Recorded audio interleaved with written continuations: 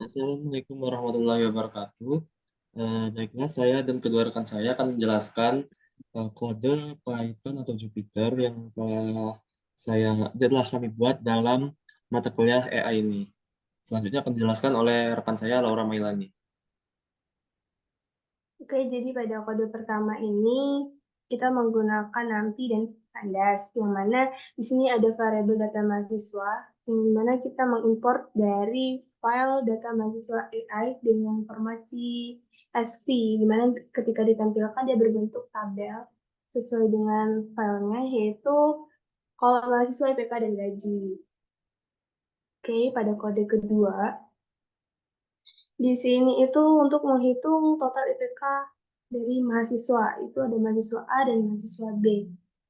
Di mana di sini cara perhitungannya itu IPK-A, variabel IPK-A, kemudian ada NP, sum. Kemudian di sini kita mengambil dari baris indeks 0 dan kolom indeks pertama, yaitu untuk nilai IPK. Dan ketika di run, itu IPK A akan menampilkan 3 dan IPK B akan menampilkan 2,99 sesuai pada tabel. Kemudian kode yang ketiga ini tentang gaji mahasiswa, hampir sama dengan yang kode kedua. Bedanya ini di sini data gaji itu didefinisikan pada array indeks 0 kolom kedua untuk gaji, dan perhitungannya itu menggunakan NP-sum, di mana data gaji kemudian ada indeks 0 atau indeks satunya, kemudian baris 1 atau baris 2-nya, dan kolomnya tentu kolom ke-1. Dan ketika di run, akan menampilkan gaji A 10 dan gaji B 1. Untuk kode selanjutnya, ini ini ada definisi dari X IPK, X gaji, dan X NK dengan range yang telah ditentukan, di mana ini akan menghitung dari IPK, gaji, dan nilai kelayakan menggunakan kurva atau grafik begitu, dengan menggunakan variabel fig, di mana ini ada axis 0, axis 1, dan axis 2, dengan menggunakan PLT subplot, dengan nantinya grafiknya itu akan menjadi 3 baris dengan size-nya 8,9. Nah, itu ada pelabelannya masing-masing, di mana B itu untuk buruk, G itu nanti warna garisnya itu nanti untuk cukup, dan warna R merah itu untuk bagus, untuk IPK, dan gaji nilai kelayakan juga sama. Dan ketika di run, dia akan menampilkan tabel seperti ini. Jadi IPK, gaji, dan kelayakan itu menjadi satu urutan gitu. Oke, kode selanjutnya ini tuh tentang perhitungan derajat keanggotaan dari IPK.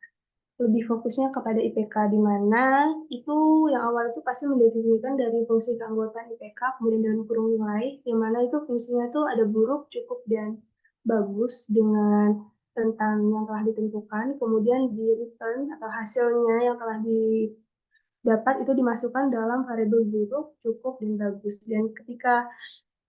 Dan fungsinya ini dimasukkan ke dalam variabel IPK mahasiswa A dan IPK mahasiswa B. Jadi ketika di print dia langsung untuk IPK mahasiswa A sekian dan IPK mahasiswa B sekian.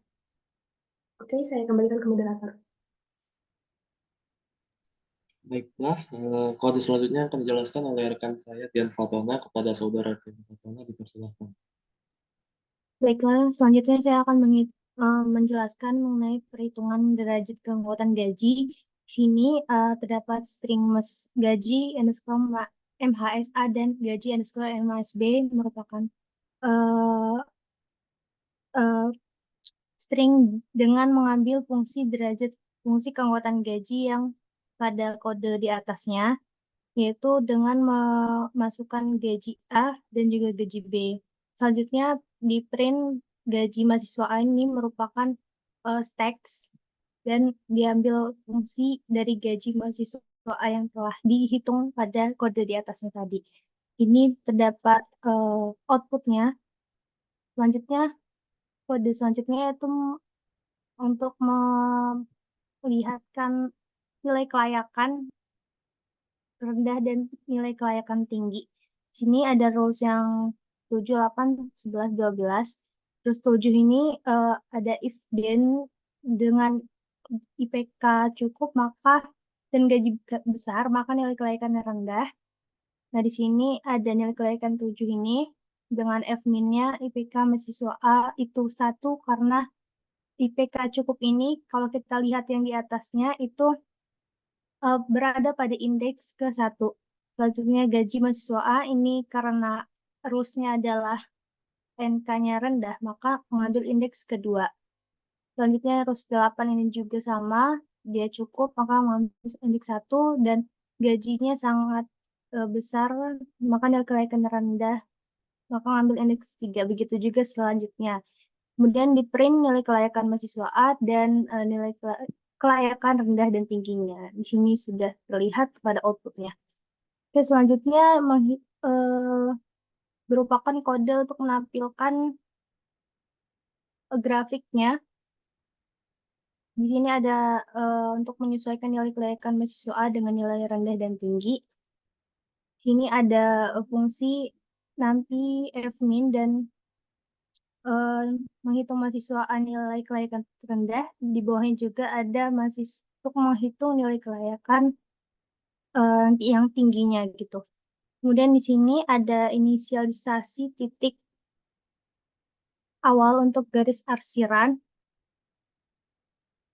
Selanjutnya akan divisualisasikan grafiknya dengan fix AX0, AX1, dan AX2 dengan end rows-nya ada 3 dan fix size-nya 8,9. Selanjutnya menampilkan area di bawah kurva nilai kelayakan rendah dengan aturan seperti ini, line width 1,5, line style-nya tidak dihitung gitu, labelnya rendah. Dan di sini set little-nya nilai kelayakan. Nanti akan menampilkan baca nilai kelayakan begitu. Di bawahnya juga ini sama, tapi ini untuk menghitung nilai kelayakan tingginya. Nah, yang terakhir ini untuk menggabungkan nilai kelayakan rendah dan tinggi. Selanjutnya itu ada menonaktifkan sumbu atas dan kanan pada grafik. Jadi di sini ada set visible itu dinonaktifkan di false kan. Nah, di sini muncul outputnya. Yang pertama itu nilai kelayakan grafiknya seperti ini, di mana fungsi atas dan top atau atas dan juga right itu dinonaktifkan, maka tidak terlihat. Di sini ada Y, sumbu Y dan sumbu X ya. Di sini nilai kelayakan tinggi dan sini nilai kelayakan gabungannya rendah dan tinggi. Oke, kode selanjutnya yaitu menghitung nilai kelayakan IPK. IPK tadi gaji sekarang IPK, di mana mengimpor dulu library-nya sampai SMP, kemudian aturannya atau rules-nya, aturan 5-nya jika IPK cukup dan gaji kecil maka nilainya tinggi, di mana indeksnya 1 dan gaji mahasiswanya indeksnya 0. Begitu juga aturan 6, 9, 10-nya tergantung dengan rules yang ditulis gitu. Nah, rules ini atau indeksnya ini mengambil dari kode yang sudah dijelaskan oleh Laura tadi sebelumnya. Selanjutnya ini menampilkan nilai kelayakan mahasiswa B, yang print ini paling bawah. Ini menampilkan teks nilai kelayakan mahasiswa B, dan di print lagi nilai rendah dan mengambil atau dipanggil gitu mahasiswa B nilai rendah dan dipanggil nilai kelayakan yang mahasiswa B yang tingginya gitu. Maka output yang akan ditampilkan itu nanti nilai kelayakan mahasiswa B nilai rendahnya 0,0 dan nilai tingginya itu 0,51 sekian. Selanjutnya akan dijelaskan oleh teman saya, kembalikan kepada moderator. Baiklah, kode-kode selanjutnya akan dijelaskan oleh saya sendiri.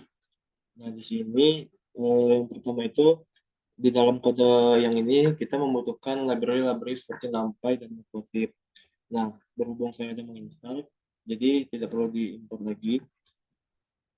Terus di kode yang ini dia itu menyesuaikan nilai kelayakan mahasiswa B ini. Nah, di bagian ini kita tuh nilai kelayakan rendah dan tinggi dari mahasiswa B ini akan disesuaikan dengan nilai-nilai yang sudah ada seperti pada menyesuaikan nilai kelayakan mahasiswa A di atas tadi yang telah dijelaskan oleh Dian. Nah, habis itu yang bagian visualisasi mengisi area di bawah kurva dengan AX0 yang didefinisikan dengan AX0, terus mengisi area di bawah kurva nilai kelayakan tinggi yang didefinisikan dengan AX1, dan yang menggabungkan kelayakan rendah dan tinggi yang didefinisikan dengan AX2. Nah, di sini dia itu memvisualisasi grafik dengan yang dibagi menjadi tiga bagian seperti yang saya telah jelaskan tadi dengan ukuran gambarnya itu 8x9. Nah, habis itu dia untuk yang bagian kode menonaktifkan sumbu atas dan kanan pada grafik ini, dia itu merupakan penyesuaian yang akan dinonaktifkan dan hanya sumbu kiri dan bawah yang akan ditampilkan nantinya. Dan fungsi type layout yang paling bawah ini dia itu memastikan tata letak grafik diatur dengan rapi. Nah, kalau di run dia akan menampilkan seperti kelayakan mahasiswa A seperti yang di atas tadi. Jadi dia akan nampilin tiga output, yaitu nilai kelayakan rendah, terus nilai kelayakan tinggi, dan nilai kelayakan yang telah digabung antara rendah dan tinggi.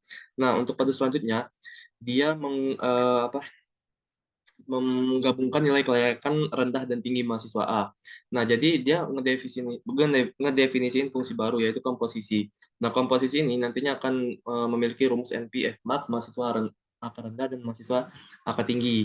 Nah, jadi dia plot nilainya ini akan disatukan untuk mencari kelayakan rendah dan tingginya tadi. Habis itu dia melakukan defusifikasi dengan metode centroid. Jadi di sini kita menggunakan metode centroid dengan definisi NK sama dengan fast.divas xNK komposisi. Lalu akan di-print nilai kelayakan mahasiswa A. Yang jika di-run akan menampilkan nilai kelayakan mahasiswa A yang 46,96 ini merupakan hasil dari gabungan penghitungan nilai kelayakan rendah dan nilai kelayakan tinggi dari mahasiswa A. Nah, kode selanjutnya itu membuat plot untuk visualisasi hasil defusifikasi. Nah, seperti yang dijelaskan di atas juga, jadi di sini ada plot kurva nilai kelayakan rendah sama plot kurva nilai kelayakan tinggi yang didefinisikan dengan AX0. Jadi di sini dia proses defusifikasinya itu dilakukan menggunakan fungsi pusdifas dari pustaka fuzzy logic yang telah diinstal tadi. Nah, di sini juga metode centroid itu digunakan untuk menentukan titik pusat massa atau centroid dari himpunan fuzzy yang didefinisikan oleh komposisi aturan. Nah, jika di run, dia akan seperti ini. Jadi dia langsung nunjukin visualisasi hasil defusifikasi dari kelayakan rendah dan tinggi tadi yang ditampilkannya seperti ini. Nah, untuk kode selanjutnya itu menghitung komposisi aturan berdasarkan nilai kelayakan rendah dan tinggi mahasiswa B. Nah, kode di ini dia sama kayak kode di atas tadi yang tinggi mahasiswa rendah dan tinggi mahasiswa A nilai kelayakannya. Juga didefinisiin fungsi baru itu komposisi NPF max.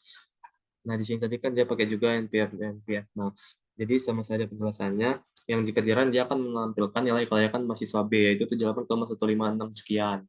Nah, untuk kode terakhir dia sama seperti kode di atas juga, dia membuat plot untuk visualisasi hasil defusifikasi dengan ukuran gambar 8x3.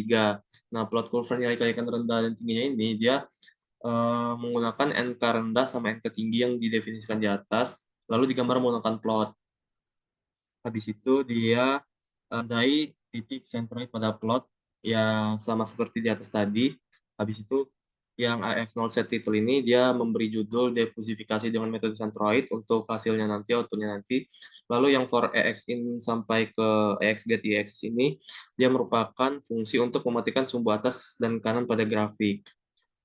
Fungsi yang terakhir plt.typeLayout ini fungsinya untuk memastikan tata letak grafik diatur dengan rapi. Nah, jadi hasilnya seperti ini, sama seperti hasil yang di atas tadi yang ini. Tapi yang atas ini untuk mahasiswa A, sedangkan yang di bawah ini untuk mahasiswa B. Baiklah, sepertinya sekian penjelasan kode yang telah kami buat dari mata kuliah AI yang bagian fuzzy ini. Jika ada salah kata, mungkin mohon maaf. Saya sebagai moderator, saya akhiri. Wassalamualaikum warahmatullahi wabarakatuh.